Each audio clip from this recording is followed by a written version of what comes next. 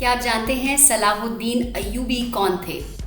उससे पहले हमारे चैनल को सब्सक्राइब कर लीजिए और बेल आइकन को दबा दीजिए, जिससे कि आपको नोटिफिकेशन मिल जाएगा। क्या आप जानते हैं कि इराक में पैदा होने वाले सलाहुद्दीन अय्यूबी ने ही बैतुल मुकद्दस को फतह किया था। सलाहुद्दीन अय्यूबी ने ही दुनिया की सबसे आधुनिक सल्तनत की बुनियाद रखी थी। उनके जरिए स्थापित की गई अय्यूबी सल्तनत ने 100 सालों तक आधी दुनिया पर राज किया।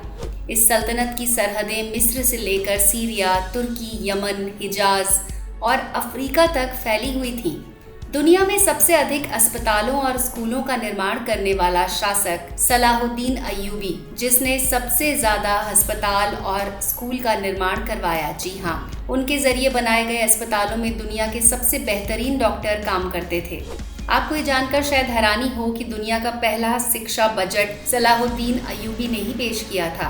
उन्होंने छात्रों के रहने के लिए हॉस्टल और कैंटीन बनाने की परंपरा की शुरुआत की, जिसे आज पूरी दुनिया में इस्तेमाल किया जाता है। उन्होंने कभी जनता का पैसा खुद पर खर्च नहीं किया, यहाँ तक कि उन्होंने अपनी जिंदगी में कभी रेशमी कपड़े नहीं पहने। इतनी बड़ी सल्तनत का मालिक होने के बावजूद सुल्तान सलाहुद्दीन अय्यूबी ने अपनी पूरी जिंदगी एक टेंट में गुजार दी। सुल्तान सलाहुद्दीन अय्यूबी को इतिहास का सबसे न्यायप्रिय बादशाह कहा जाता है। उनके दरबार में हर इंसान को आने की इजाजत थी। सलाहुद्दीन अय्यूबी ने सप्ताह में 2 बार जनता दरबार लगाने की जिस परंपरा की शुरुआत की, उसे आज बहुत से देशों में इस्तेमाल किया जाता है। सलाहुद्दीन अय्यूबी की इंसाफ पसंदी का ये आलम था कि यहूदी और ईसाई भी अपने फैसलों के लिए उनके दरबार आते थे। सुल्तान सलाहुद्दीन अय्यूबी के दौर में मिस्र दुनिया के सबसे अमीर शहरों में से एक था। उनकी हुकूमत में काहिरा और दमिश्क के अस्पतालों में दुनिया भर से लोग इलाज के लिए आते थे। दुनिया के मशहूर वैज्ञानिक एडलॉर्ड ने साइंस की शिक्षा मिस्र और सीरिया में ही हासिल की थी।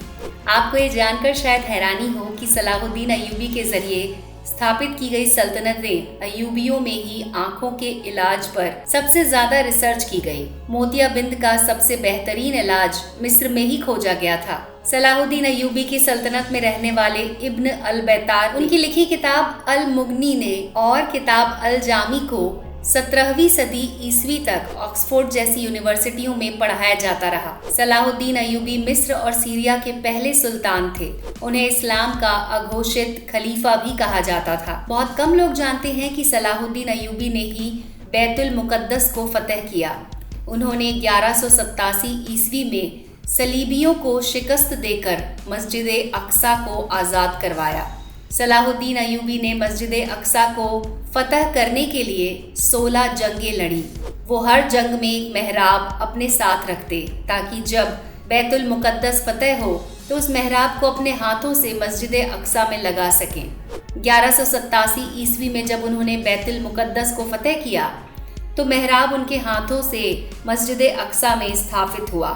आधी दुनिया पर हुकूमत करने वाले सुल्तान सलाहुद्दीन अय्यूबी के पास इतना पैसा भी नहीं था कि वो ज़कात अदा कर सके।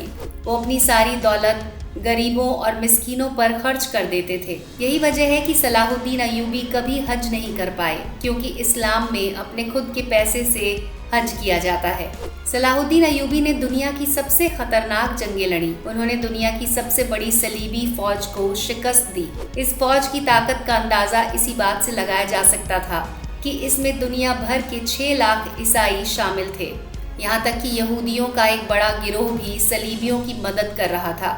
नूरुद्दीन जंगी और सलाहुद्दीन अय्यूबी का इतिहास। सलाहुद्दीन अय्यूबी शुरुआती दिनों में नूरुद्दीन जंगी के फौजी कमांडर थे, लेकिन 1164 में उन्होंने जब मिस्र को फतह किया तो नूरुद्दीन जंगी ने उन्हें मिस्र का शासक बना दिया। फिर सलाहुद्दीन अय्यूबी की सल्तनत का दायरा फैलता ही चला गया, यहाँ तक कि सऊदी अरब से लेकर इराक, शाम, सूडान, तुर्की और अफ्रीका तक का पूरा इलाका सलाहुद्दीन अय्यूबी के कब्जे में आ गया। सलाहुद्दीन अय्यूबी ने सलीबियों से लगातार 12 सालों तक जंग लड़ी।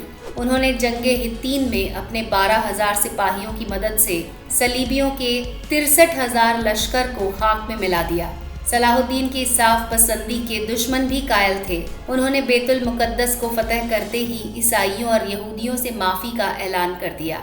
उन्होंने ईसाइयों को न सिर्फ बैतुल मुकद्दस की जियारत की इजाजत दी, बल्कि उनके लिए खाने पीने और रहने का भी इंतजाम किया। सलाहुद्दीन अय्यूबी के इस इखलाक से यहूदी और ईसाई इतने प्रभावित हुए कि उन्होंने इस्लाम कबूल कर लिया। सलाहुद्दीन अय्यूबी के होते हुए किसी में मुसलमानों की तरफ आंख उठाने की हिम्मत न थी। यरूशलेम के बादशाह के भाई ने जब मुस्लिम हाजियों के काफिले को लूटा तो सुल्तान सलाहुद्दीन अय्यूबी ने सरेआम उसका कत्ल कर दिया। सलाहुद्दीन अय्यूबी के जरिए आजाद करवाए गए बैतुल मुकद्दस पर मुसलमानों ने 750 साल हुकूमत की, लेकिन 1984 में अमेरिका, ब्रिटेन और फ्रांस ने मिलकर फिलिस्तीन में एक यहूदी देश इजराइल की स्थापना की और बैतुल मुकद्दस के आधे हिस्से पर यहूदियों ने कब्जा कर लिया।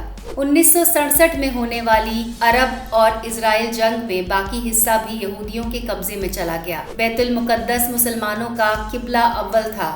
मुसलमान पहले इसी तरफ मुंह करके नमाज पढ़ते थे।